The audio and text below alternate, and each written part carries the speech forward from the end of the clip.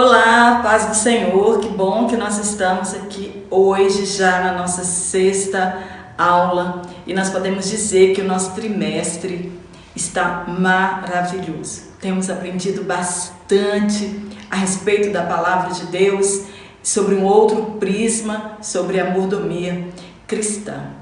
Para você que está aqui pela primeira vez, eu sou Jane Martins de Souza, professora e superintendente de Escola Bíblica Dominical. Se você ainda não se inscreveu no meu canal, se inscreva. Se você não tem curtido as minhas aulas, eu peço a você que curta as minhas aulas para que o meu canal seja sugerido para outras pessoas e também outras pessoas possam aprender um pouco mais da palavra de Deus. E se puder, compartilhe em suas redes sociais. É um prazer ter você aqui pela primeira vez ou todas as semanas no meu canal. E fique comigo até o final desta aula e nós vamos aprender bastante a respeito da palavra de Deus. E hoje, na lição de número 6, nós vamos falar sobre a mordomia da adoração. E o texto bíblico tomado por base para esta lição é o Evangelho de Jesus Cristo, segundo escreveu João, no capítulo 4, do versículo 19 ao versículo 26. Nós vamos aprender de fato como é ser um adorador, o que significa a adoração e o que é de fato adorar. Infelizmente, muitas pessoas pensam que estão adorando, quando na verdade não estão adorando. O texto áureo nós vamos comentar dentro da lição, por isso nós não vamos falar aqui nesta rápida introdução de todas as semanas antes de começarmos as nossas lições. Hoje nós aprenderemos qual é a verdadeira adoração. Nós vamos aprender como se adora nessa dispensação. Nós estamos na dispensação da graça e a adoração, ela é diferente da lei, ela é diferente do tempo dos israelitas quando eles adoravam no templo de Jerusalém ou mesmo na tenda. Nesta dispensação, a adoração, ela é diferente. Nós vamos aprender o quanto Jesus ele intensificou a adoração. O quanto ele intensificou a forma de adorar a Deus. Nós sabemos que quando nós lemos o Evangelho de Jesus Cristo, os Evangelhos sinóticos, nós encontramos lá que muitas pessoas acreditavam, e acreditam que Jesus veio para aliviar a lei. Na verdade, Jesus ele intensificou a lei e com a adoração também não foi diferente. Jesus nos mostrou a forma da verdadeira adoração. Está em João capítulo 4, versículo 23. Ele procura os verdadeiros adoradores. Jesus Cristo ele diz neste texto: a hora vem e agora é que os verdadeiros adoradores adorarão a Deus em espírito e em verdade. Aqui nesta passagem, dizem os estudiosos que é uma das muitas ocasiões em que este evangelho ele enfatiza o que é chamado de escatologia realizada. Jesus Cristo ele diz: a hora vem, futuro, mas já é chegada a hora presente. Um futuro realizado no presente. É na regeneração e com a presença do Espírito Santo que nós somos adoradores. Não há uma diferença de adoração entre o Novo e o Antigo Testamento, não segundo a ótica divina. Porém, Jesus, ele intensificou a forma do adorador prestar adoração a Deus. A adoração que Jesus ele trouxe, para nós nessa dispensação, ele diz que ela não estaria mais ligada a simbolismo nem a ritualismos como era no Antigo Testamento, mas esta adoração ela estará e estaria concentrada em Cristo. Os israelitas Eles não entenderam a forma correta, a forma real de adoração a Deus. Eles acreditavam que rituais e sacrifícios exteriores eram o que agradava a Deus. E infelizmente hoje muitos também acreditam e pensam desta forma.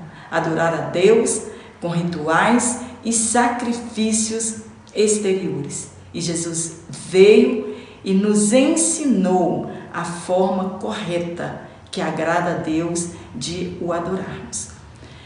Em 1 Samuel, capítulo 15, versículo 22, Deus repreende a Saul na questão do rei Amaleque. Deus disse que era para matar o rei e para não pegar nenhum dos despojos da guerra. Então Deus manda Samuel, profeta, repreender aquele rei desobediente.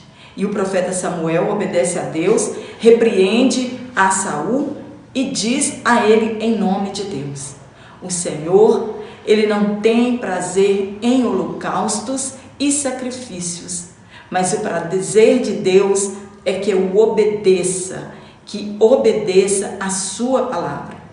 E ele ainda continua dizendo: obedecer é melhor do que sacrificar, e o atender é melhor que a gordura de carneiros. Entendemos que obedecer de coração a palavra de Deus é melhor do que qualquer forma de adoração exterior. Qualquer forma de adoração, de serviço a Deus ou de abnegação pessoal. Depois, Deus usa o profeta Isaías para alertar a seu povo quanto à verdadeira adoração. Está em Isaías capítulo 58, versículo 2. E em Isaías 66, no versículo 3, Deus faz uma comparação. Abre aspas. Aquele que mata um boi é como aquele que fere um homem. Feche aspas. Como assim?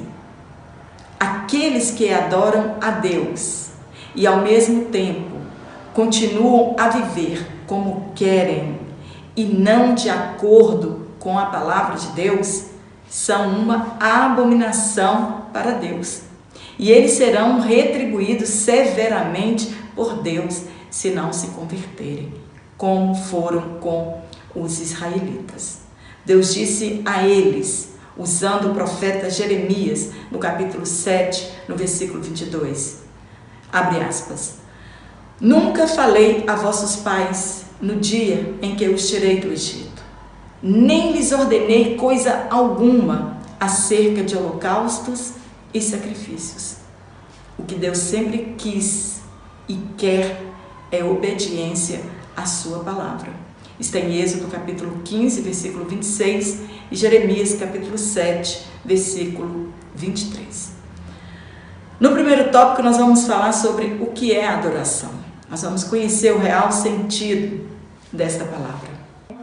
É adorar, é prostrar-se, curvar-se assim. Esta palavra, ela é encontrada no hebraico moderno e não no sentido geral de adorar. Essa palavra ela ocorre mais de 170 vezes na Bíblia hebraica. Isto mostra algo do seu significado cultural. Aparece pela primeira vez em Gênesis capítulo 18, no versículo 2, onde está registrado que Abraão inclinou-se à terra diante de 3 mensageiros que anunciaram que Sara teria um filho. Então Abraão se curva diante deles. Este ato de curvar-se é em homenagem diante de um superior ou soberano.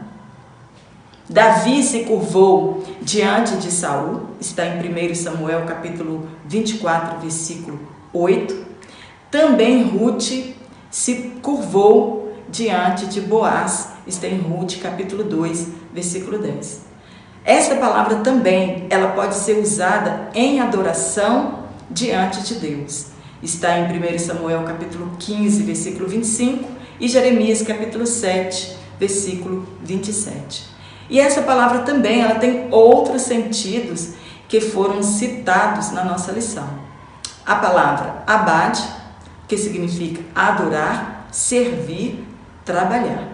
E isso nós estamos falando no Antigo Testamento, e essas palavras em hebraico, que elas realmente significam.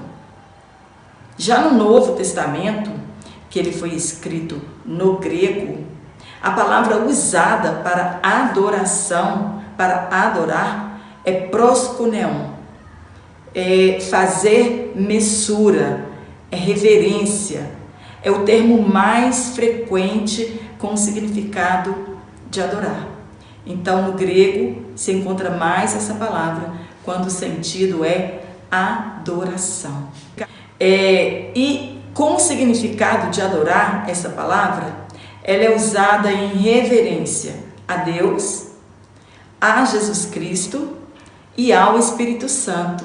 Mas ela também é usada aos homens, quando nós lemos nas Escrituras Sagradas. Quando os magos foram honrar o rei dos judeus, Jesus, quando ele nasceu, os magos foram honrar ao rei que tinha nascido. Está em Mateus capítulo 2, versículo 2 e no versículo 11.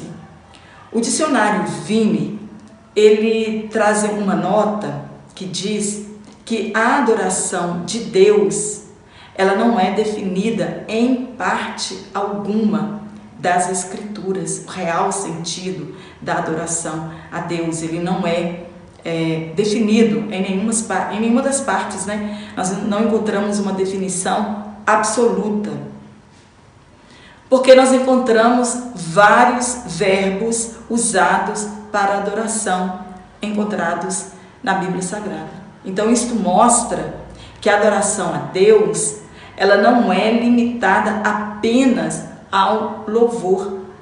Pode ser o reconhecimento direto a Deus, da sua natureza, dos seus atributos, pode ser louvores, ações de graças, saído do coração do adorador, ou por ações feitas em tal reconhecimento. Então, quando nós falamos de adoração a Deus, envolve muitas formas de adorá-lo. Existem outras palavras também que são relativas à adoração. Nós temos a palavra latreia, que emprega o sentido de serviço, de adoração no culto, está em Hebreus capítulo 8, versículo 5. Também a palavra leiturgia ou liturgia, que significa serviço prestado em favor do povo. Hoje, a palavra liturgia, ela refere-se à forma de organização do culto e o seu desenvolvimento. Cada igreja, ela tem a sua liturgia, isto é, ela tem a sua forma particular de desenvolver o culto. Porém, a essência do culto, de todos os cultos, deve ser a adoração a Deus. Deus deve ser o centro da nossa adoração em todos os nossos cultos. A adoração, ela não precisa estar necessariamente ligada ao culto. Não adoramos a Deus somente nos cultos. Quando nós vamos à igreja, nós não adoramos a Deus somente nos louvores, ou quando nós levantamos as nossas mãos, ou damos glória a Deus no culto. Nós aprenderemos hoje a real forma da adoração a Deus. Adoração, segundo o dicionário teológico, é do latim adoratione, veneração elevada que se presta a Deus, reconhecendo-lhe a soberania sobre o universo, sobre o governo moral, a força de seus decretos e o seu redentivo amor através de Jesus Cristo. Nós não podemos associar a adoração apenas à liturgia do culto, como fizeram os judeus. Para eles, a adoração estava vinculada nos sacrifícios e rituais cerimoniais. Eles não entenderam nada do que Deus exigia deles. Está em Isaías capítulo 1, versículo 11. A verdadeira adoração está intimamente ligada ao amor que nós devotamos a Deus. Adoração não é apenas contemplação. Nós somos uma comunidade de adoradores e são estes a quem Deus busca. No segundo tópico, nós vamos falar como adorar a Deus. Será que nós sabemos realmente a forma correta de adorarmos a Deus? Será que realmente nós somos adoradores? Depois dessa lição, nós poderemos definir então e reconhecer pelas nossas atitudes se realmente nós somos adoradores a Deus ou não. Será que a minha adoração ela está correta? Ponto 1. Em espírito e em verdade. São palavras de Jesus Cristo lá no poço de Jacó com aquela mulher samaritana. A rivalidade entre os judeus e os samaritanos, ela já era antiga nos tempos de Jesus. Essa rivalidade ela durava aproximadamente 800 anos. Os judeus, eles não aceitavam os samaritanos como povo também da promessa, embora os samaritanos se consideravam, mesmo tendo uma etnia mista, porque era um povo misturado com outras nações, eles se consideravam também como verdadeiro Israel de Deus. Eles se consideravam também como povo de Deus.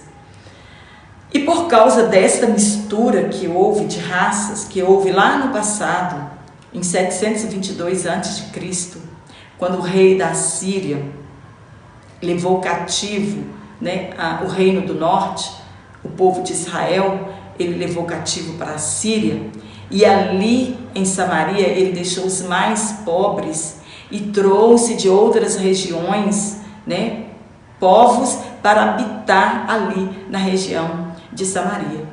E eles casaram-se entre si, israelitas, com essas pessoas de outras nações, de Cuta e tantas outras nações, e eles formaram um povo misto.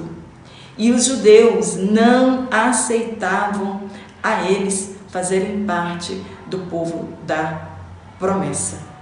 Isso está registrado em 2 Reis, capítulo 17, versículo 24 ao 40.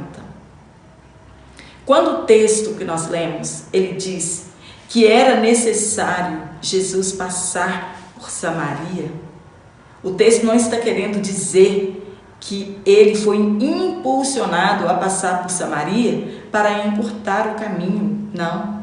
Jesus, era necessário que ele passasse por Samaria, porque ele foi impulsionado por causa da compulsão divina.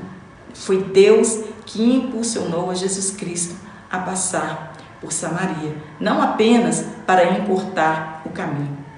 Era chegada a hora de evangelizar Samaria e que barreiras fossem quebradas em relação às mulheres. Jesus quebrou protocolos para levar a evangelização a Samaria. Jesus poderia ter evangelizado um homem ao invés de uma mulher. Jesus chegou exatamente no horário que as mulheres iam ao poço tirar água para o seu sustento diário.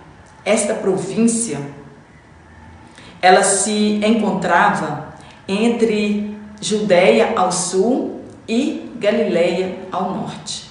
Para se chegar à cidade de Samaria, que era na província de Samaria, passava-se entre os dois montes gêmeos, chamado de Gerizim e Ebal. No tempo de Jesus, existia apenas as ruínas do topo do monte de Gerizim. O templo que foi construído lá foi destruído por Hircano antes de Jesus, uns 149 anos. Então lá existia só as ruínas daquele templo de Samaria, aquele templo samaritano. E ali naquele poço de Jacó, localizado nas imediações de Sicar, né, uma aldeia chamada Sicar, ou Siquém, como muitos estudiosos preferem chamar, Jesus e seus discípulos chegam à hora sexta, isso quer dizer ao meio-dia. Um encontro marcado que mudaria a vida daquela mulher samaritana e também dos moradores de Samaria. Os samaritanos, diferentemente dos judeus, eles aguardavam o Messias e eles estavam com o coração aberto para recebê-lo. Jesus teve um diálogo com aquela mulher e disse-lhe que mudaria para sempre o lugar da verdadeira adoração. Quando Jesus começou um diálogo com ela, ela ficou impressionada por ele falar como mulher e também por ele ser um judeu. Então eles começam a conversar. O templo samaritano destruído, ele serve de pano de fundo para aquela discussão onde foi revelada a verdadeira adoração. Aquela mulher não sabia, mas a adoração estava prestes a mudar de lugar. Ela tem dúvidas quanto ao lugar correto que deveria adorar a Deus. E ela então justifica para Jesus que os seus antepassados adoravam neste monte, em Gerizim. E que os judeus afirmavam que o correto, que a verdadeira adoração era em Jerusalém. Então ela estava em dúvida onde era o lugar correto para se adorar a Deus. É como se ela perguntasse para Jesus: qual é a igreja certa? Qual é a forma correta de nós adorarmos a Deus? Uns dizem que se eu não bater palmas no culto, eu não estou adorando a Deus. Outros dizem que se nós não levantarmos as mãos no culto, nós não estamos adorando a Deus. Outros dizem que se não houver manifestações dos dons espirituais no culto, nós não estamos adorando a Deus. Ela está perguntando para Jesus: qual é a forma correta de adorar? E muitas pessoas hoje têm essa dúvida, né? Qual a igreja certa? Qual a liturgia correta?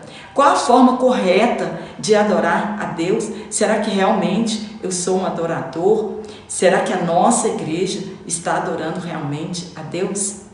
Então Jesus afirma para aquela mulher que a adoração, sim, ela vem dos judeus, porque era dele que tinha vindo o Messias. A promessa era do povo dos judeus. Mas que a adoração, a partir da vinda do Messias na terra, ela estava mudando a forma, e Jesus estava ali ensinando a forma da verdadeira adoração. Jesus estava dizendo para ela: agora não precisa mais se prender a liturgias, a sacrifícios, a holocaustos e rituais para se adorar a Deus. Salomão, quando ele consagrou o templo em Jerusalém a Deus, quando tudo estava pronto, ele fez uma oração e ele intercede pelo povo judeu junto a Deus. Que mesmo um judeu, estando longe de Jerusalém, sendo levado cativo pelos inimigos, mas se lá naquele lugar distante ele orasse em direção ao templo de Jerusalém, ele seria atendido por Deus. Está em 2 Crônicas, capítulo 6, versículo 37 ao 39, e também em Daniel, capítulo 6, versículo 10. Quando Daniel orava 3 vezes ao dia, ele abria a janela que estava em direção ao templo de Jerusalém e fazia as suas petições ou as suas ações de graça. Jesus agora disse para aquela mulher: a verdadeira adoração, ela não estaria mais centralizada num edifício de templo feito por mãos de homens. Antes, ele, o Espírito Santo, ia morar dentro dos crentes. É um novo templo, né? Hoje nós somos tabernáculos de Deus, nós somos morada do Espírito Santo. Era chegado um novo tempo, Jesus estava dizendo para ela. Nós somos morada do Espírito Santo. Nós somos o templo, agora o tabernáculo, que habita a presença de Deus. Está em 1 Coríntios capítulo 6, versículo 19. Não será uma adoração formalística, Jesus estava explicando para ela. Nós adoraremos o Pai agora de uma maneira espiritual. Agora é o nosso espírito que se comunica com Deus e que pode ter comunhão com Ele. Se Deus é espírito, nós também precisamos ser espirituais para termos comunhão com o Pai. Se nós não formos espirituais, não tem como nos relacionar com Deus, pois Ele é espírito. Está em João capítulo 4, versículo 24. Se a pessoa não for regenerada, é impossível que ela adore a Deus. A verdade está ligada a Cristo, porque Ele é a verdade. Ele mesmo disse isso, está em João capítulo 14, versículo 6. Aquelas pessoas que propõem um tipo de adoração distanciada da verdade, que ignoram as doutrinas bíblicas da palavra de Deus, desprezam o alicerce da verdadeira adoração, então não adianta ritualismo. Era isso que Jesus estava dizendo para ela. Agora é em espírito e em verdade, é com inteireza de coração que se adora ao Pai. Não adianta ritualismo se nós não estivermos firmados na verdade, vivendo as verdades do Evangelho. Não adianta liturgias se nós estamos distanciados da verdade. Não há adoração. Não tem como adorar a Deus e estar distante das verdades bíblicas. Como eu posso viver uma vida distanciada de Deus, espiritualmente falando, e dizer que eu sou uma adoradora? Eu vivo minha vida de qualquer maneira e digo para as pessoas que eu sou uma adoradora. Deus, Ele procura apenas aqueles que o adoram em espírito e em verdade. É uma das classes que Deus procura, são de adoradores, mas não aqueles que o honram com os lábios, né? E o seu coração está longe dele. Mateus capítulo 15, versículo 8, Isaías 29, versículo 13. Ele procura os verdadeiros adoradores, que o adoram em espírito e em verdade. Como eu posso falar que tenho comunhão com Cristo e ter a salvação sem viver e falar de acordo com a verdade? E nós sabemos que a verdade, ela está fundamentada em Cristo. E quando nós fazemos assim, é estar enganando a nós mesmos. Está em 1 João, capítulo 1, e versículo 6. Adoramos a Deus quando nós obedecemos os seus preceitos. Adoramos a Deus quando nós temos compromisso com a verdade. Será que todo cântico, hino ou apresentação musical é adoração? Alguns pensam que sim, que estão adorando a Deus por intermédio dos cânticos. Hoje, as músicas, elas mais exaltam o homem do que a Deus, né? É o antropocentrismo, né? Os hinos são feitos voltados para os homens, ao invés de louvar a Deus e as suas obras. Ou as músicas exaltam aos próprios cantores, que viraram artistas gospel. Reúnem-se em ginásios, em templos, estádios, praças, para fazerem shows, chamados de show gospel. As pessoas saem em caravana para verem determinados artistas, né, entre aspas, e eles chamam de adoração. Se enganam e vão enganando as pessoas. Cobram altos cachês, porque senão não adoram, entre aspas, se não pagarem, eles não louvam, eles não pregam. E as pessoas que ali vão, elas querem tudo, menos adorar a Deus. Mas se elas querem adorar a Deus, elas estão longe do real propósito da adoração. A glória dos hinos, dos cânticos, essa glória deve ser para Deus e não para os cantores, que hoje eles são celebridades no meio cristão.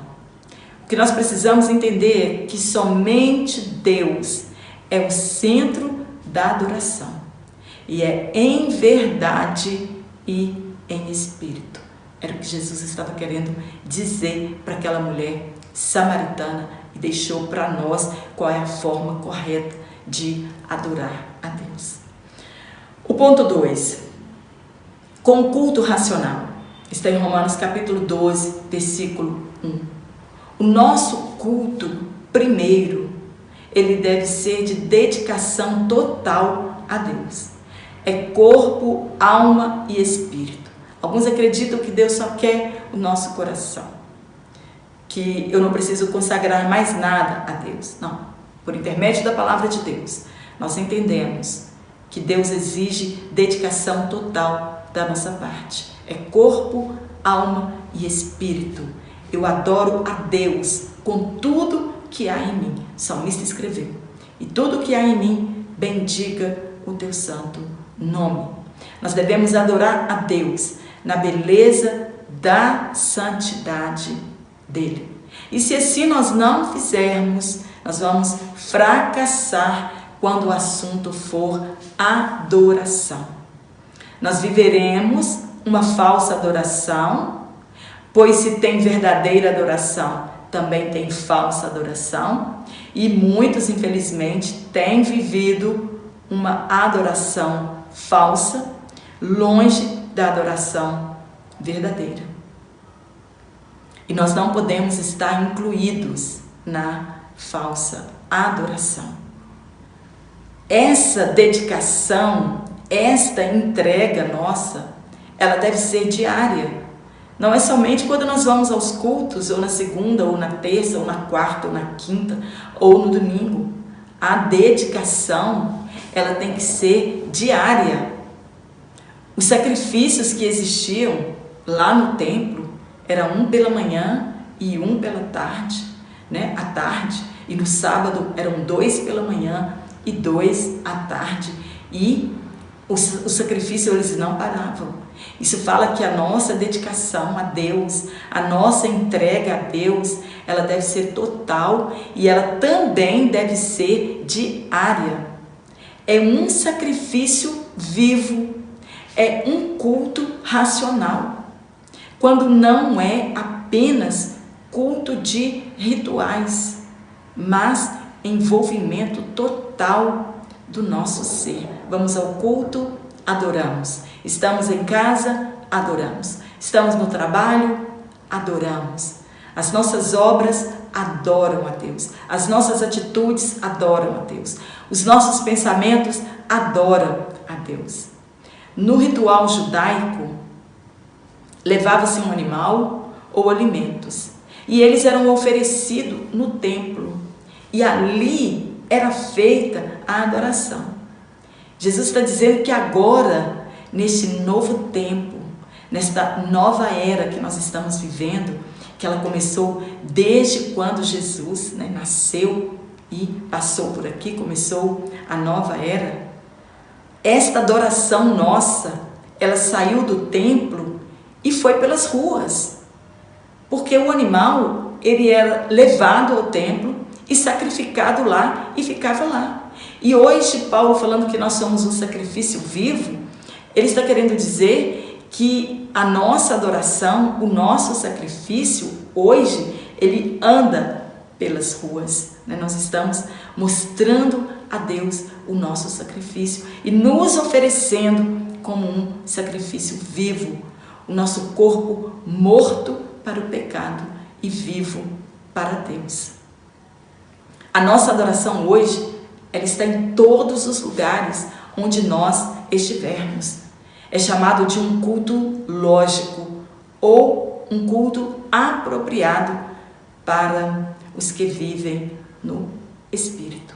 O objetivo do culto racional é para que experimenteis qual seja a boa, agradável e perfeita vontade de Deus. Não são 3 vontades, é apenas uma vontade de Deus. E não podemos obedecer a Deus por medo de sermos punidos por Ele. Mas nós devemos obedecer a Deus porque nós já experimentamos a vontade dEle, que é boa e agradável, e nós sabemos, por experimentar a vontade de Deus, nós sabemos que a vontade de Deus, ela é boa, ela é perfeita e ela é agradável. Então nós nos rendemos à vontade de Deus por dedicação total e porque nós o amamos. Está em Romanos capítulo 12, versículo 2, e nós sabemos que a vontade de Deus é o melhor para as nossas vidas. O tópico 3, o último tópico, nós vamos falar sobre gestos e atitudes na adoração a Deus. Quais são as atitudes de um adorador e quais são os gestos, que um adorador tem, como ele pode adorar a Deus. Quando nós adoramos a Deus pelo que Ele é e por todas as suas obras criadas, por tudo que Ele tem feito, pelas suas grandes e maravilhosas obras. A adoração, ela concentra-se em Deus apenas e não no ser humano. Tudo que nós fazemos, quem deve ser glorificado é Deus. Tudo que nós fazemos de bom, quem recebe a glória deve ser Deus. A igreja, ela tem por exortação oferecer sempre sacrifícios de louvor a Deus por intermédio de Jesus Cristo. Isto é, o fruto dos nossos lábios que confessam o seu nome. Está em Hebreus capítulo 13, versículo 15. Louvar a Deus é algo essencial na adoração cristã. Quando nós lemos o livro de Salmos, nós encontramos ali a adoração por parte dos salmistas que elevam o nome de Deus, exaltam toda a sua criação, toda a sua perfeição, e nós devemos louvar a Deus também. Esse deve ser o fruto dos nossos lábios. Então, louvar a Deus é essencial na adoração cristã. É cantar e contar as suas maravilhas, contar os seus feitos, exaltar o nome santo de Deus. Os cânticos espirituais, eles devem ser dirigidos a Deus antes de tudo e com alegria. Está no Salmo 100, verso 4 e também no Salmo 95, no verso 1. Uma maneira correta de louvar a Deus é cantar salmos, hinos e cânticos espirituais. 1 Coríntios, capítulo 14, versículo 15. Outro elemento da adoração, nós não vamos falar de todos os elementos da adoração aqui, nosso tempo não vai dar. Outro elemento da adoração é a oração. Ela é parte integrante da adoração e ela acompanhada de ações de graças a Deus, ela é a adoração. Inclui também, nesses elementos, a leitura da palavra de Deus, é uma forma de nós adorarmos a Deus. Encontramos em Neemias, capítulo 8, versículos 5 ao 6, quando foi lida a palavra de Deus para as pessoas que estavam ali, e eles louvaram e adoraram a Deus. Ajoelhar-se e prostrar-se é sinônimo de rendição, de reconhecimento da superioridade de alguém e do poder de quem nós estamos prostrando, né? Ajoelhar significa humilhar nos pés de quem pode. Salomão, quando na inauguração do templo, ao orar a Deus, essa passagem ela é maravilhosa, em agradecimento por suas obras e por permitir, né, que ele construísse o templo e ele tivesse aquela grandeza e tudo tinha dado certo. Salomão, então, consagrando o templo, ele ajoelhou-se diante de Deus, diante do povo, humilhou-se, né, levantou suas mãos e glorificou a Deus. Ele adorou a Deus pelos seus feitos. Está em 1 Reis, capítulo 8, versículo 54. Jesus, ele também se prostrou diante do Pai em súplicas e o adorou, aceitando a vontade de Deus para a sua vida. Está em Mateus capítulo 26, versículo 39. Então, quando nós nos ajoelhamos, quando nós nos prostramos diante de Deus, nós estamos nos rendendo a Ele, prestando adoração a Deus como Senhor e Criador de todas as coisas. Nós estamos reverenciando, nos humilhando diante de quem pode todas as coisas. O louvor congregacional ou o louvor individual, ele agrada a Deus, desde que seja a glória para Deus e não para o homem. É só este louvor que agrada a Deus. No tabernáculo não havia serviço para hora do louvor. Deus não mandou fazer hora do louvor, não separou nenhum grupo para que louvasse lá no tabernáculo. O louvor, né, nas liturgias, no culto, ele só foi introduzido por Davi na construção do templo. Ele fez instrumentos para que Deus fosse louvado com estes instrumentos. E ele separou mais de 4.000, né, levitas que foram encarregados de tocar os instrumentos. E hoje muitas pessoas dizem que ser levita é ser cantor, né? Levita foi uma tribo separada por Deus para serviço, para servir no tabernáculo. Então, o louvor, quem introduziu na liturgia da igreja, do culto, foi Davi. E nós devemos lembrar que Davi, ele tocava instrumentos, né? A harpa que ele tocava é citada na Bíblia. Nós cristãos, nós amamos adorar a Deus com cânticos e com instrumentos musicais, mas o louvor deve ser a Deus. O centro é Deus, é louvar suas obras, os seus grandes feitos, a sua perfeição, a sua santidade. Glorificar a Deus é a atitude de um adorador, desde que seja de todo o nosso coração e que haja verdade em nosso louvor, e se somos templo do Espírito Santo. Todo o nosso louvor, ele pertence a Deus. Em Salmo de número 50, versículo 14, e Hebreus, capítulo 13, versículo 15, nos adverte que nós devemos oferecer a Deus sacrifício de louvor, isto é, o fruto dos lábios que confessam o seu nome. Mas o que é isso? Ou como se faz este sacrifício? Nós sabemos que sacrifício é algo que nos custa caro, é algo que requer de nós um esforço sobrenatural.